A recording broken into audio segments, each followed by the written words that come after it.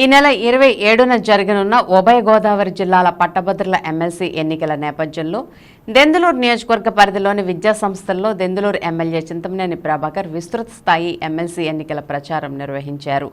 ఏలూరులోని CRR engineering, polytechnic సహా పలు విద్యా సంస్థల్లో దెందులూరు ఎమ్మెల్యే చింతమనేని ప్రభాకర్ ఎమ్మెల్సీ ఎన్నికల ప్రచారం నిర్వహించారు. కూటమి ప్రభుత్వం ఏర్పడిన తర్వాత జరుగుతున్న తొలి ఎన్నికల్లో పట్టభద్రులంతా రాష్ట్ర అభివృద్ధి సంక్షేమం కోసం నిరంతరం శ్రమిస్తున్న కూటమి ప్రభుత్వానికి తమ మద్దతు తెలియజేయాలని కోరారు. ఫిబ్రవరి 27వ తేదీన జరగనున్న ఉమ్మడి ఉభయ గోదావరి జిల్లాల పట్టభద్రుల ఎమ్మెల్సీ ఎన్నికల్లో గ్రాడ్యుయేట్లంతా కూడా కూటమి అభ్యర్థి అయిన పేరాబత్తుల రాజశేఖరానికి తొలి ప్రాధాన్యత ఓటు వేసి అఖండ మెజార్టీతో గెలిపించాలని కోరుతూ విస్తృత స్థాయి ఎన్నికల ప్రచారం నిర్వహించారు. ఎన్నికల ప్రచారంలో దెందులూరు నియోజకవర్గ టీడీపీ, జనసేన, బీజేపీ నాయకులు పాల్గొన్నారు.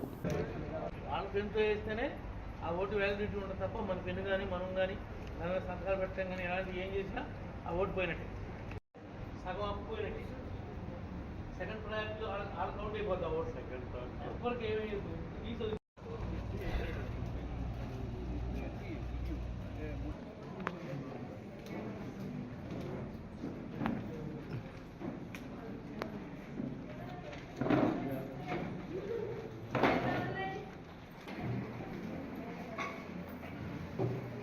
ఈరోజు మన కాలేజీకి ఒక ఎమ్మెల్సీ మన ఏలూరు డిస్ట్రిక్ట్ 27వ తారీఖు ఉభయ గోదావరి జిల్లాలో పట్టభద్రుల నియోజకవర్గ ఎలక్షన్ జరుగుతుంది.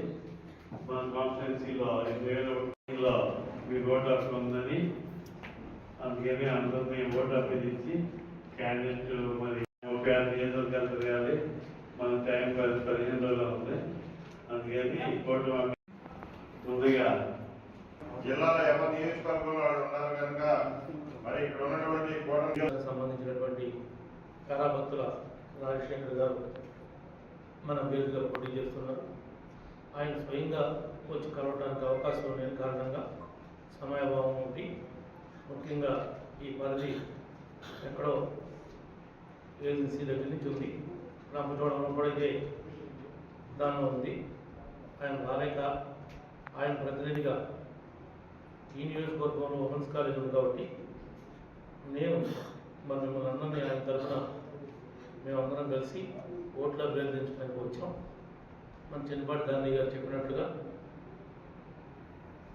గడిచినటువంటి సార్వత్రిక ఎన్నికల్లో మీరు ఎంత కసిగా బయటికి కనిపించకుండా పోరాటం చేసి ఓట్లు వేశారో అదే స్ఫూర్తితో ఈ యొక్క ఎన్నికని కూటమి వచ్చిన తర్వాత మొట్టమొదటిసారి వస్తున్నటువంటి ఎన్నికలు.